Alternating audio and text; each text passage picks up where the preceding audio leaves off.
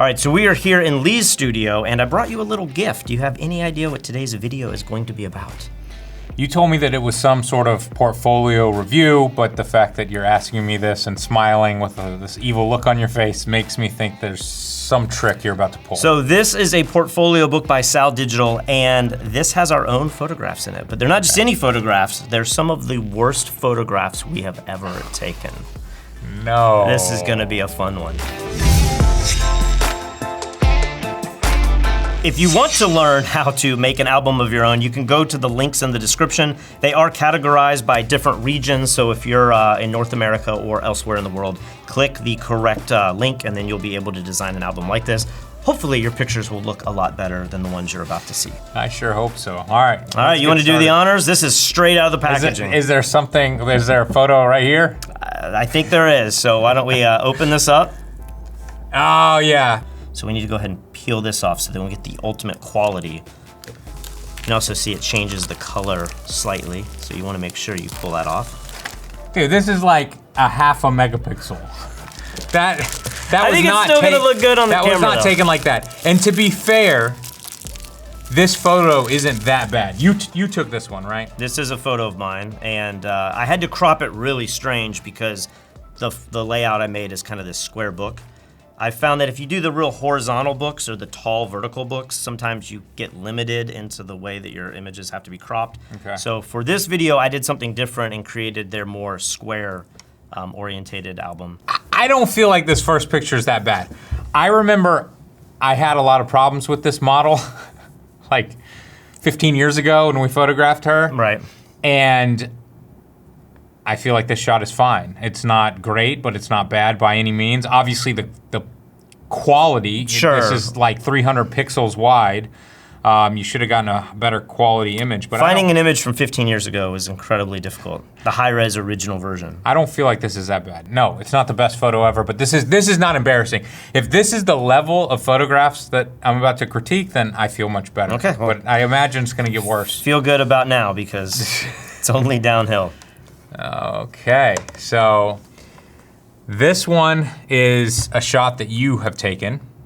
Again, I don't think it's that bad. This was my first attempt at stylizing product shots. I think my problem with it was just like, it needs more in the foreground. Like I'm losing some of the glossiness and it just seemed a little I went through this underexposed phase where I thought everything needs to be dark, like maybe too dark. This shot is mine, and I actually remember quite vividly shooting this. This was at a time in my career when I was just trying to do as many test shoots as I could. Nobody was hiring me. I was just fresh out of college. So I grabbed the girl who lived in the apartment next to me and I said, hey, can you make food look pretty? And she was like, I think so. If I remember correctly, I got her to like make it all. But none of this goes together, right? So a chef would probably be like, you would never have shrimp and salmon. I don't know. But all I cared about was like, I just wanted to look expensive and fancy, and I worked my ass off for this photograph, and I think it holds up. I don't think it's that bad. Yeah. This feels very airy, and I think there's probably a place for that, but this kind of screams like wedding plate to me. Like you were at a wedding venue, and maybe this wasn't a shoot that you put all your energy into. Okay. It just kind of feels like, yeah. It's not that, I mean, I started off easy. Okay, hey, let's go. Oh, here we go, here we go. And this is where I go back to like, I don't know how to pose people. I'm just doing what other photographers that I probably shouldn't have looked up to, what they're doing. And in my mind, I think models fall in this too, where you ask a girl to model for you and they start doing these weird poses that they think other models do, but they're not really the right poses. Well, this is the photographer's perspective of that. Why don't you lay on the ground and put your leg out and bend your knee in this really weird way, and photographically, maybe like the scene is shot with shallow depth of field and the camera's inches from the ground and I picked a cool street, and like there were things that I did, the backlight on the hair, I don't know if that might even be a strobe that I had back there. It has to be. Yeah. So like I did certain things in a photographic way, but I was so into the details in the photography that I didn't step back and look at the actual final image and say, is this worth shooting or tweaking, or should I get a different model? Does this make any sense? Yeah. And I think the same goes with the picture on the right, where we had this girl that was on The Bachelorette, and she casually became a friend of ours somehow. And so I thought like, oh, I know a semi-celebrity, and she loves doing sportswear. And then we did this shot, and looking back, I'm like, ooh. It's so bad. It's like so this, bad. the hair's crazy, the pose is weird. It just doesn't look like Maxim or Sports Illustrated or any of those, level of productions that I was trying to emulate. Yeah, it's just super awkward posing and super awkward facial expression. Cringe is the word I'm looking for. Like even here, there's like highlights on her hand. It's blown out. Like, yeah, it's like overexposed on her face and on her arm. This shot, surprisingly, when you think back to the cameras we were shooting on, I would imagine this was the D100. So these were 6 megapixels. D200 is my starting camera. So this was a D10 megapixels. And you couldn't go past ISO 400. It started to get really started to break down. Yeah, but like the quality of this photograph at this size is just as good as anything you'd take with a 50 or 100 megapixel image today. Like, I don't think you can tell a difference in image quality when it's, this is approximately and that 8 by 12. That was a crop sensor too. That wasn't full frame. Exactly. And you can see how shallow the depth of field is.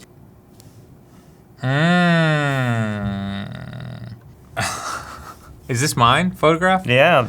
Okay, that's really bad. And it's not even in focus. it's like I focused way back on the, goodness. I think you grabbed like an outtake. I don't think I ever delivered this to this girl, did I?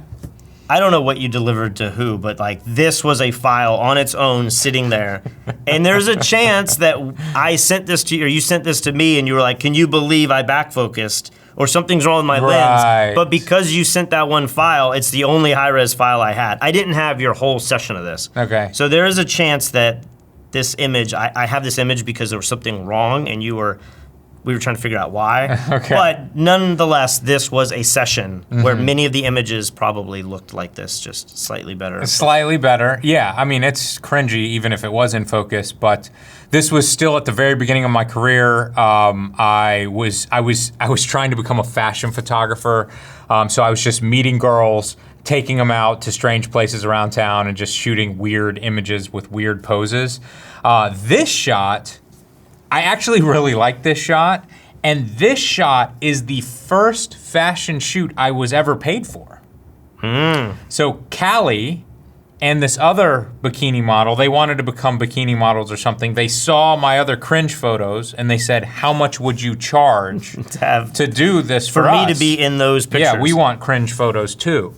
And I think I said, if I remember correctly, I think I said $600, thinking they're never gonna pay. And she was like, okay. And I went, what? So they split that maybe? Maybe, something. And they were good looking, so it was like jackpot for me, because I was shooting everybody for free at that time. I was with you on this shoot. I was with you on many of these shoots, and I remember thinking like, dude, he's getting money to shoot girls in swimsuits. Like, this is crazy. And $600 at the time was wild money. That was like, I'm almost about to buy a lens, Because we were shooting weddings at the time, so this would have been shot during the weekday. Yeah. And it was like, oh, we're making money now, and at the beach, and like, it was a good time. I've spent my whole life trying to hang out with hot girls, and now they're paying me. Like, this is the pinnacle of success. So anyway, I could be blinded by this, but I still like this photograph today. I do. And I printed this photograph huge in my office like 10 years ago, like poster size.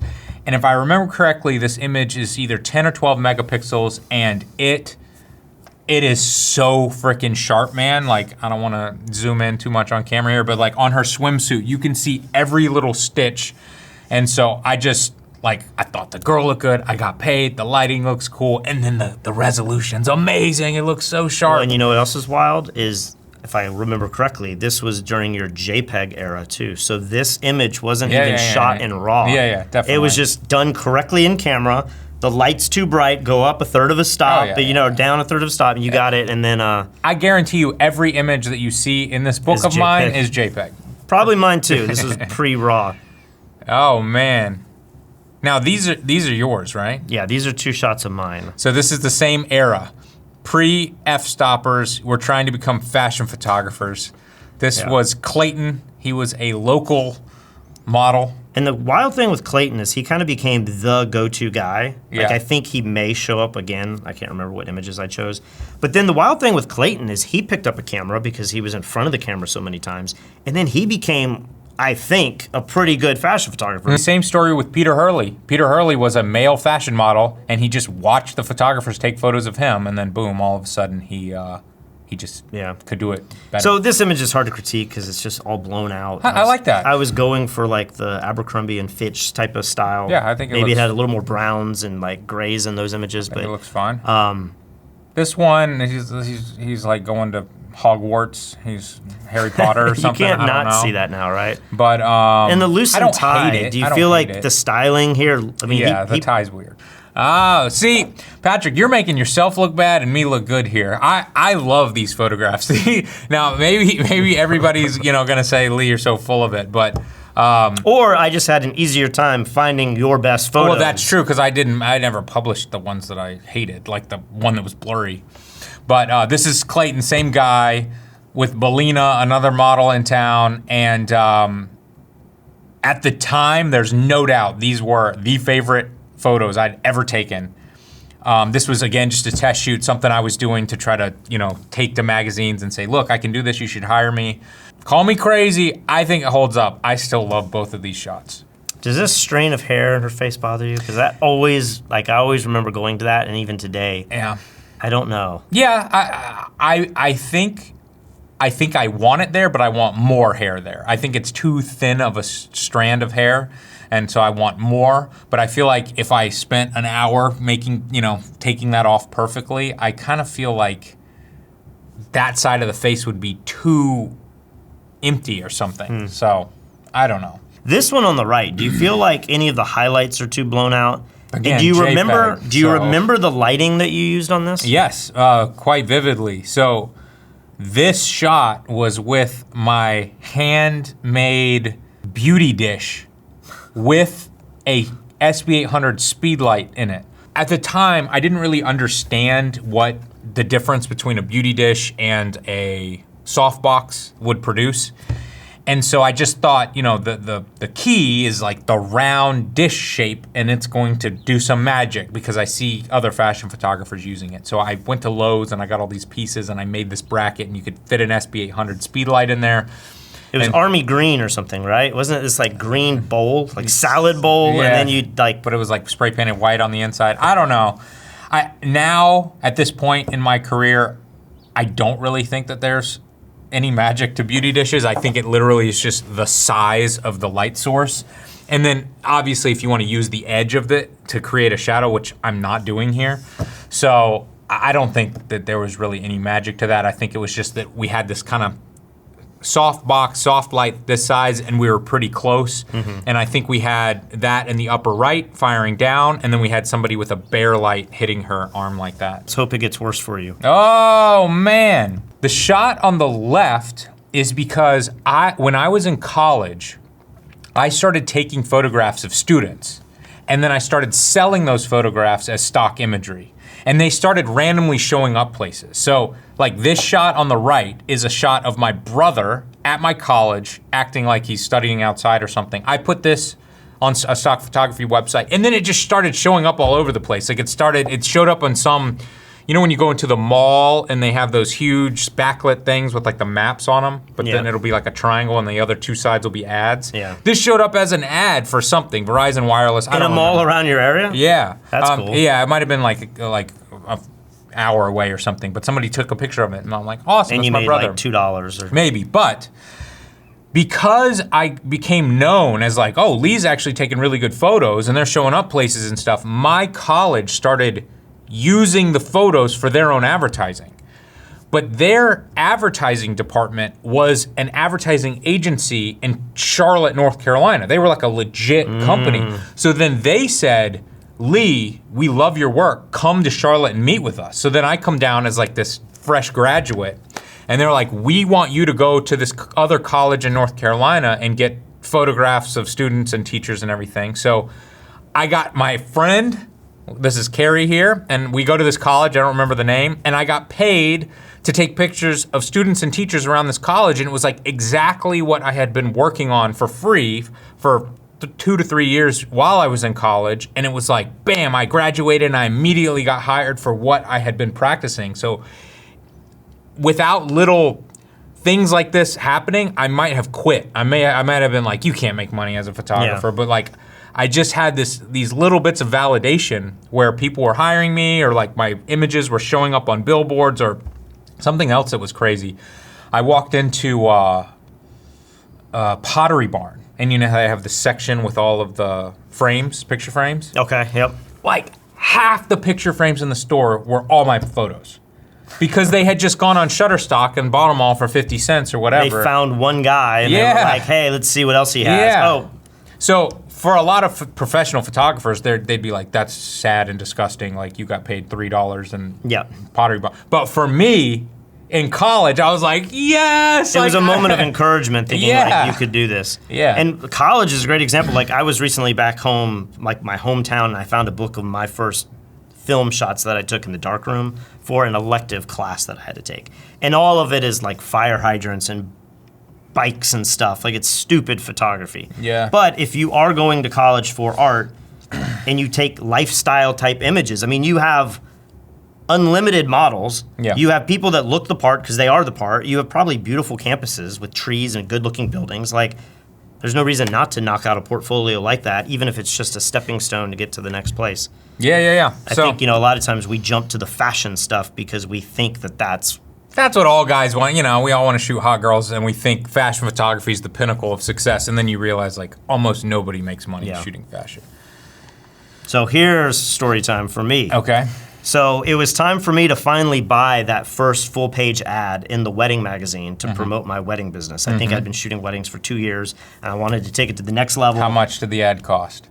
Maybe you remember better than me. I want to say it was like $1,600 to $2,000 for a half page. Okay. Something like that, maybe. Yeah. I think you bought the full double page, right? Hell yeah. And so I was like, all right, I got to get the best model I know, the best location. I also wanted to get in with this venue, so I made sure I shot it at one of the higher end venues. And so I thought, you know what? I know a guy who's married to a Playboy model, and she would be the best model to use for this ad. So I call up Hillary, and I'm like, hey, do you want a model for this thing? Oh, I'd love to. Well, I need to send you to the bridal gown place. So all of this came together, the floor. So I got everyone together. But then when it was time to do the shoot, I'm lighting everything. I mean, this is probably like a 4-light setup with just hair lights and backlights, all this stuff. And then when I start taking the pictures, I'm like, it immediately clicked that this girl cannot give me any expression other than like super seductive. Everything is just right here. Playboy type of stuff. And I start thinking, these images look great, but did I cast the wrong person? I got somebody that was too hot or too beautiful or too sexy. And I ran this ad, but I always wonder, do brides look at this and think she's not a real bride, or she's giving my husband or fiance a look? I don't know, I got this weird vibe where I was never really sure that this was the image I should have gone with. And then to kind of pair it up, I just put this image next to it to show where a lot of the other shoot went, where it was, laying on a table, and it had all this like, Renaissance art that also kind of added to this kind of like sexy styled thing. But the images I feel like were good technically for only shooting for 2 or 3 years, but this one I feel like is really good, and this one definitely is a little too sexual for wedding photography. This is like after the wedding photography, but again, I was expecting much more embarrassing photographs. These are pretty good so far. it's kind of what I could find. Okay, so. okay. All right, here's some bad ones. Do you remember this shoot? So this is your photograph? For some reason, this yeah. feels like my photograph, but that's you. Okay. Well, that shows how much I progressed, where Lee was actually thinking. So I don't know that I really hate this photo, but again, it just feels like a lot of dead space. There's not a lot of story going on. I kind of like it. It's 300 pixels wide. I can see every pixel in this shot. Very low res. Yeah, but I don't mind this. It's weird, and I don't know the value and the market for something like this, but I don't feel like this is bad.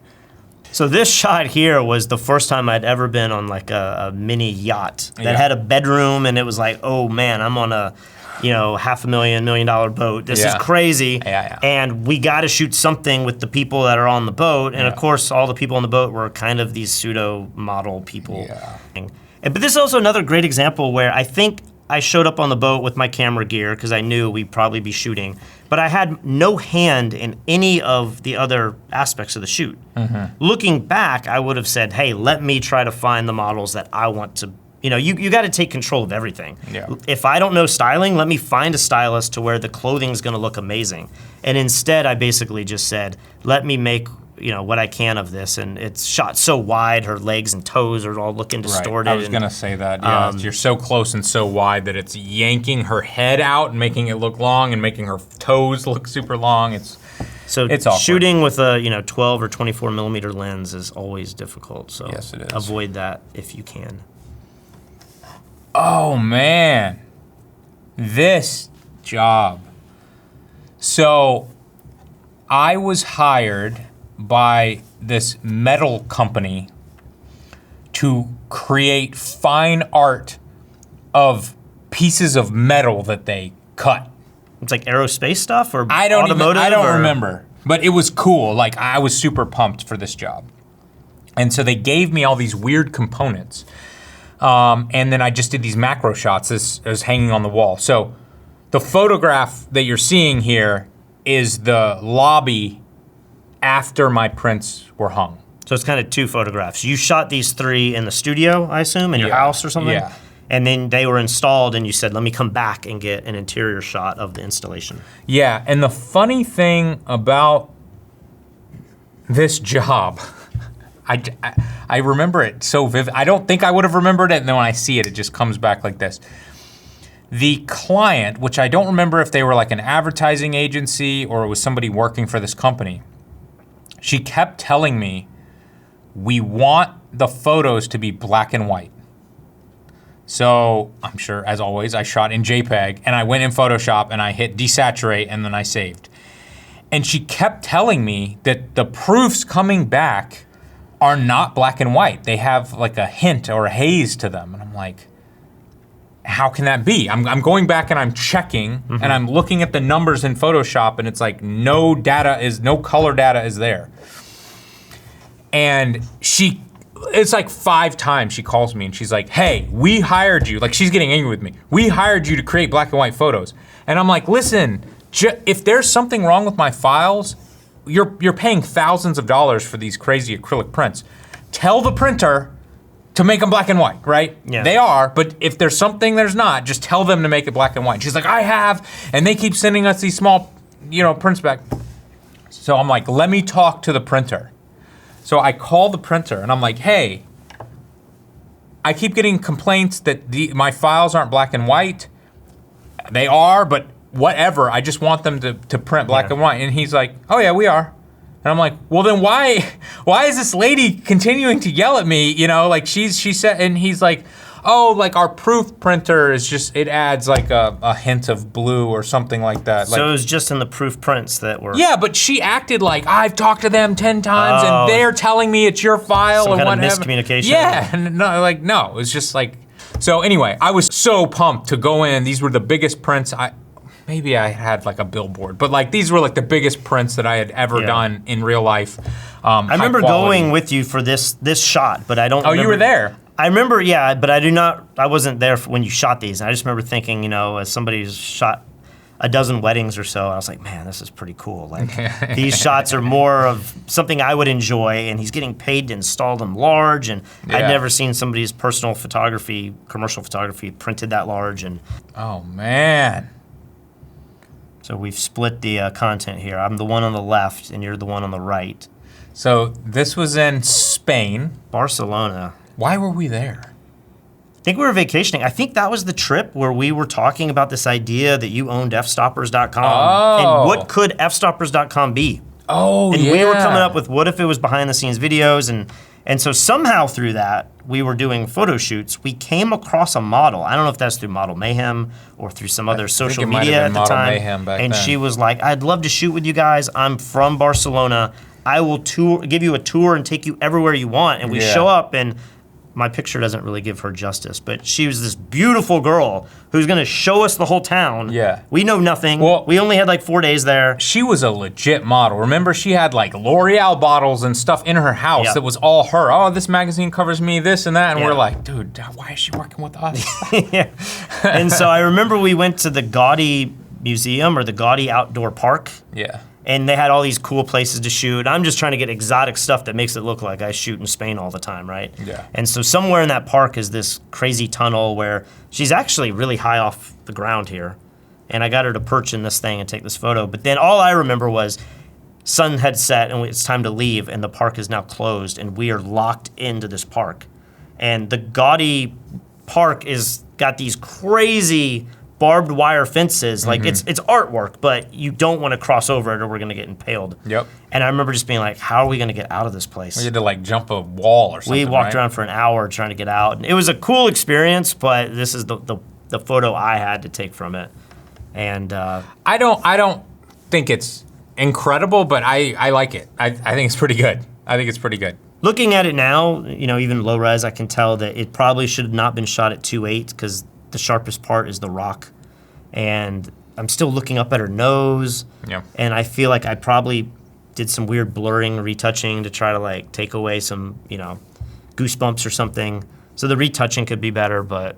Well, speaking of looking up somebody's nose, do you remember this model's name? I remember, I think I met her again on Model Mayhem and- we might have met her at a fashion week maybe. or something. She was a really good model. And then soon after, like I did a bunch of shoots with her. Soon after that, she got on America's Next Top Model. Okay. And I don't think I ever saw any of the episodes, but I heard she was like nuts on this show. So she was probably a great contestant. I really like this photograph. I do too. It's a good use of the bridge. If you're from, if you ever visit Charleston, this bridge is like the thing. Everybody. Were you here? I want to say I was, but I don't totally remember. But you probably had to walk up all the way to the bridge, which is kind of a pain. And then she was just such a good model. Like, it's hard to explain the difference between a good and a bad model, but they just know the expression, how to move their face, like look at her hand. Like it just looks awesome. It kind of looks like, you know, this old style painting or something. And for lighting, I don't remember if it was you or an assistant, but I just had a speed light on a stick and I never, ever light somebody's face with hard light, but I did it here just because it was all we had. And then I looked at it and was like, this looks awesome. And if I remember correctly, it was either Westcott or somebody, I think they paid me for this after the fact, which is like the sweetest thing ever, to do something you want to do anyway and then get paid. Oh, this became an ad image for Yeah, something. they printed it huge and it was like on their booth at WPPI or something, so that was pretty cool. But each one of these shots was done separately. And then we composited them together. Like the goggles. I just had these goggles on this trip we just did for incredible. another. You've still kept them. But the goggles are all the exact same goggles. The snorkel I have is the same one in your hand. And I just think I positioned it to where we're going to stand here and then we're going to rotate everybody out. Maybe I took the picture of you and Lauren, and then maybe you or Lauren took the picture of me. And it's this infinity pool. And then it just had to be composited composited together. But the sky and everything, like that was the sky that we had. Like I didn't know how to mask out your hair and put a fake sky in. So it was just one of those like epic nights. But I always thought it was a cool picture of us that we had in our office for the longest time when these were the three main employees. Yeah, we weren't doing this for portfolio or to sell. This was just some funny thing that we did while we were on vacation. This is a studio fashion.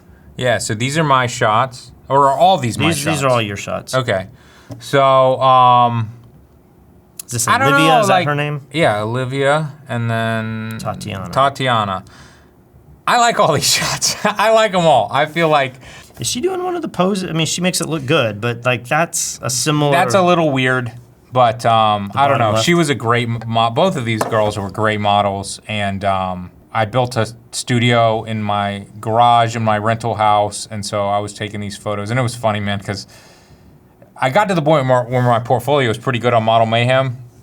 And so these, you know, like models would want to work with me, makeup artists, stylists would want to work with, and then they'd come over to my shitty house and be like, what's going on? And I'm like, I promise, come into my garage. I've got paper and, you know. Yeah. And then with Tatiana, this was we were teaming up with like stores like BB. We knew like a manager at BB, and they were like, yeah, you could borrow whatever you want. And then so we just had them go get clothes. Yeah, we kind of had built-in stylist. We'd go to the store and we'd say, hey, here's 2 models. Can you get 4 outfits for each model? And I wouldn't even give any input because I'm like, I'm not gonna pretend to know women's clothing. So just set us up with 4 outfits. We'd run over to my house, photograph them, and then come back, drop all the clothes off. The models were happy, the store was happy, I was happy. Oh man. This is the first Fstoppers video, I think. I don't even know if this video is online anymore, but this was the first video we did to launch Fstoppers. Yeah. The story goes, we decide we're gonna make Fstoppers, and the idea is we want it to be kind of like Strobist, but instead of articles, we're gonna make videos. So we teach ourselves to make videos, and then Tatiana, the model we knew, had moved to Vegas. So we're like, we're gonna go to Vegas, she's gonna get models together, and we're gonna go out to the desert, and we're gonna shoot something. Yeah. And then we're gonna film it, and that's gonna be one of the first Fstoppers I think we were even trying to ever. get a sports car. It was like gonna be a car shoot, Maybe. something. So we get there, and it just becomes partying Vegas, and drinking and everything. And the girls, the models, had made friends with these like multimillionaires / billionaires, and they had this suite. That's one of the nicest suites in Vegas. It was at the Wynn. It's one of the penthouses. And at the time, like 15 years ago, it was $15,000 a night. I don't know if it's 30, 50 grand a night now, but 2 stories, 4 or 5 bedrooms, TVs come up, like it was. it had its own like chef's kitchen. It had its own massage room. Yeah. It was nuts. So because these old men were trying to impress these models, they were like, oh, you wanna do a photo shoot in our room? Sure. And then they were like, a lot of us are leaving. Lee Patrick, if you wanna live in our... If you wanna stay the night before the shoot, Yeah. get familiar with the room, you can stay overnight and then everyone will come in and do the shoot. So we were like, heck yeah. Yeah. So we both had like bedrooms and stayed in this crazy suite. And I think this was a huge eye-opening moment for me, kind of like some previous stories that I've told. It's like, if I just put myself out there and I make myself available for cool things to happen, and I can produce something of value to somebody, like to the girls, it's these photographs, and to the guys, it's the girls, right? So it's like I'm a piece of this cog that's everybody's getting what they want, then cool stuff is gonna fall into our lap. Yeah. And so we filmed this. It's not a good video. It's horrible. It's our first video we ever made. I'm sure you can go back and find it. Just sort by oldest on YouTube. If it's not on YouTube, it's on Vimeo. And it's super cringy. It's bad. But we released it, and it got like 25,000 views in the first few days, which think- at the time was nuts. You remember how that happened? Because Nikon Rumors posted it, right? It was one of those things where we were one of the first people to shoot video on the Nikon D300 cameras. Maybe it was the Nikon D90. D90. It was the very first DSLR, I think technically. It even was out before the Canon 5D Mark II or something. And so Nikon Rumors picked it up and said, look what you can do with the video. And it's a behind the scenes photo shoot. It was like the perfect little video for that blog. Yeah. And all of a sudden traffic started coming to the video, which led traffic to fstoppers.com. And you and I were not ready to release the website publicly. We wanted all of this back catalog, 20 or 30 videos done. And it was like, well, we have 100,000 hits on the site. We have to go. Like, it's go time. Like, we'll never get this traffic again. Yeah. And that was what launched Fstoppers. And so the image on the left was the one you took. The one on the right I took with way more strobes and trying to find angles in this amazing property, but still it wasn't like, you're trying to show off this room, but the art's kind of weird and you got like lamps and mirrors. Like you're trying to make the most of what you have, even though it's an incredible room. Okay. So this is the same girl as this. And after I did these, photographs, realized she was a great model, we had the idea to do the iPhone fashion shoot, which was our first ever viral video. We got like 1 million views, which again, back then, 10 years ago, I think however even long. today, when that video went viral, it was like Twitter was just sending us mentions and like you could hit refresh, and I've never experienced anything where that much traffic is coming in, and you're just like, oh wow, this is something we did, and everyone. I mean, I think because of that shoot, we met Pi Jerza. Like we became friends with all these people in the industry because they were like, the iPhone fashion shoot, I'm gonna do my own version. I was getting called by radio stations to do interviews and stuff, and it was wild. Like now, if your video gets 1 million views, I mean, that would be good for us, but that's nothing in the grand scheme of things. And videos now get views because YouTube promotes them. But back then, those algorithms weren't really created yet. Yeah, the only way to see videos was to see it on a website that embedded it. So this video was on every website. It was on like Gizmodo and the Engadgets and the Petapixels and the Nikon Rumors, and like every website about gadgets or photography posted this video to show that like, oh my gosh, you can get professional looking images with a phone, and it was blowing people's minds. And so, yeah, this definitely put Fstoppers on the map. Would you use, like some of these you can kind of see that it's on a phone, but sure. Would you use any of these? Like if you redesigned a portfolio today, would any of this stand the test of time? No. I mean, I do like this image a lot. I mean, maybe if it was small on a web page, you can't really tell, but it's pretty low quality. And I mean, if I reshot this today on the current iPhone, I don't think you could tell, that it was not a pro camera. I think I was actually shooting engagement photos. I needed engagement photos for my wedding business. And you were like, please, sir, take off your shirt. Yeah. So I had this guy come with another girl, and I got pictures of them around town. And looking back at those even, they look too young. They look like they're 20. And there's also an age range where if you can get those like 28 and 30-year-old engagement, like that looks like, okay, they know what they're doing, they have money to spend, they have their lives together. That engagement shoot was also a disaster. But then towards the end, of course, he's like, hey, get some shots of me for my MySpace or whatever it was at the time.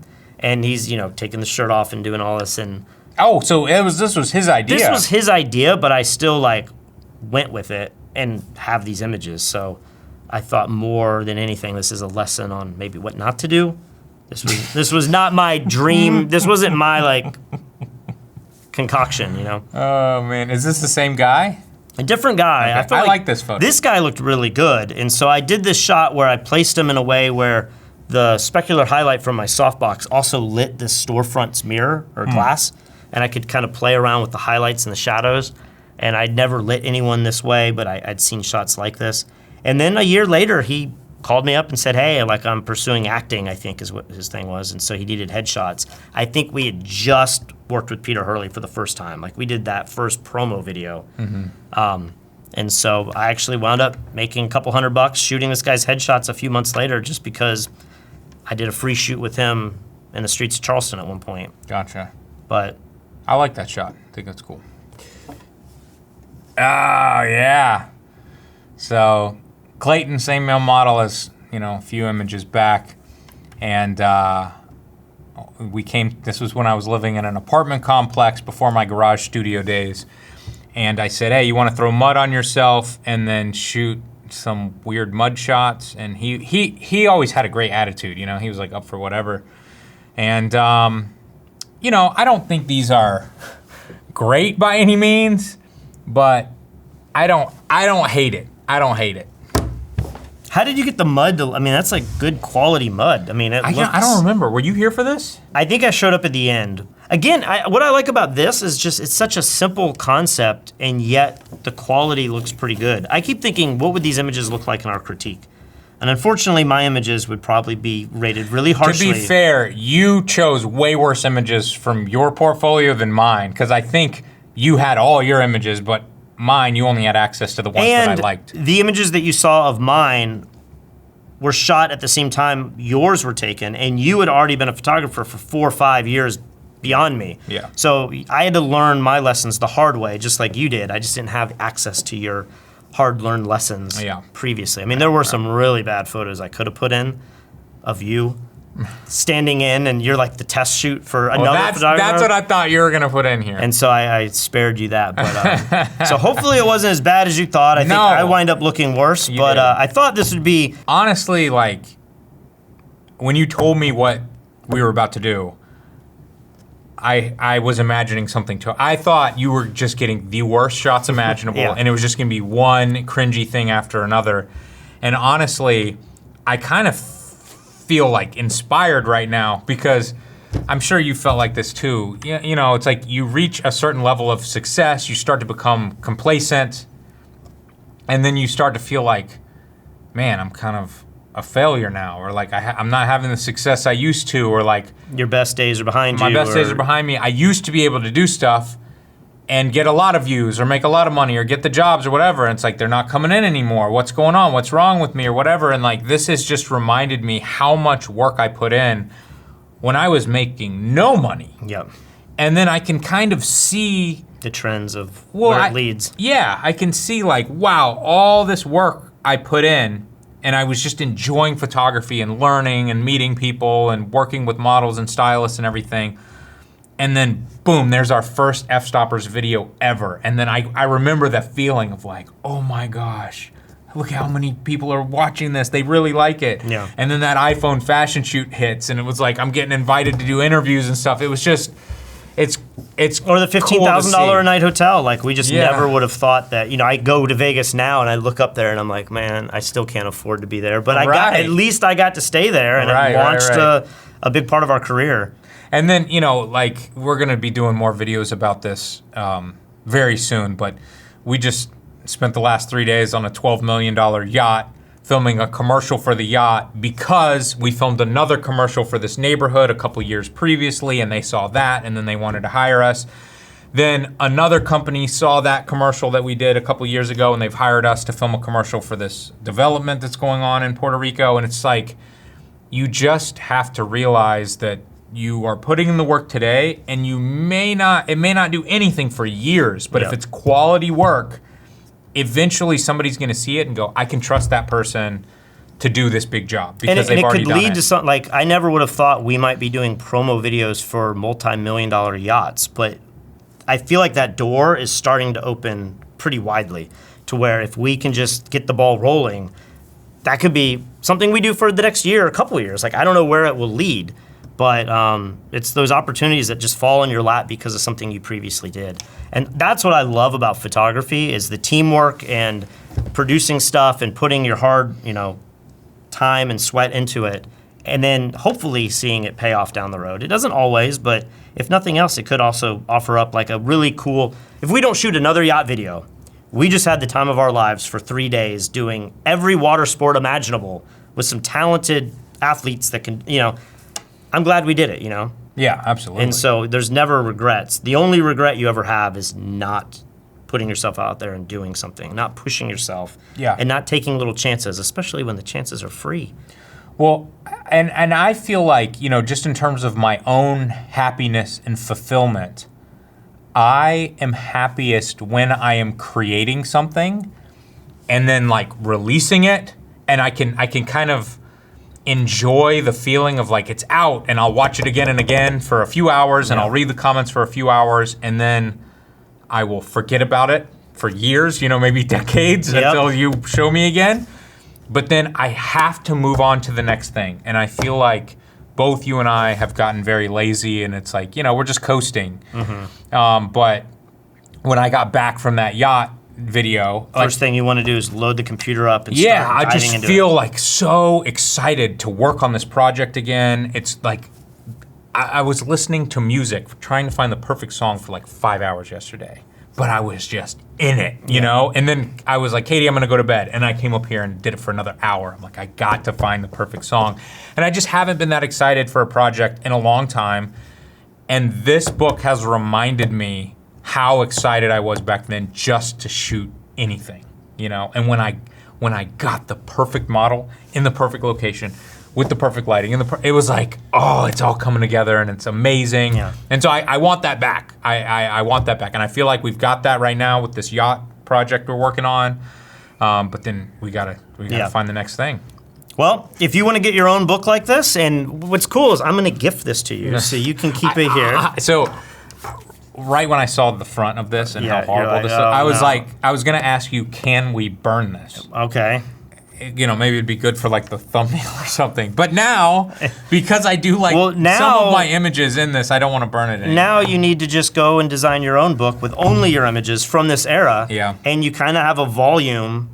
Like I just printed a whole book with my best portfolio images over my entire career, and it's nice. It's twice the size of this. Yeah. It's just nice to have it to where if anyone casually wants to be like, what do you do? Or what kind of shoots have you done? Yeah. You can just hand it to them, and it's like your work up until this period of time. So I think it's super valuable. These books look awesome. You can go to the link again in the description below to get your own. But if you enjoy this type of content, make sure you subscribe to our channel below, because we are going to try to produce more content, even though we've been a little slower recently. Yep. And if you want to read about photography, head over to fstoppers.com for daily content. And if you want to check out our full-length tutorials, we are working currently on editing the brand new Photographing the World 5?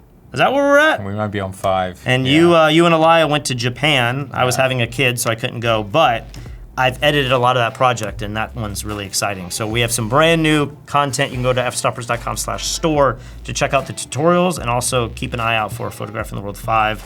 Hopefully in the next 30 to 45 days that will be released, but I have to edit the entire behind the scenes series. It's a lot. no, boy. Well, hopefully we inspired you to get on that. So. All right, thanks for watching, guys.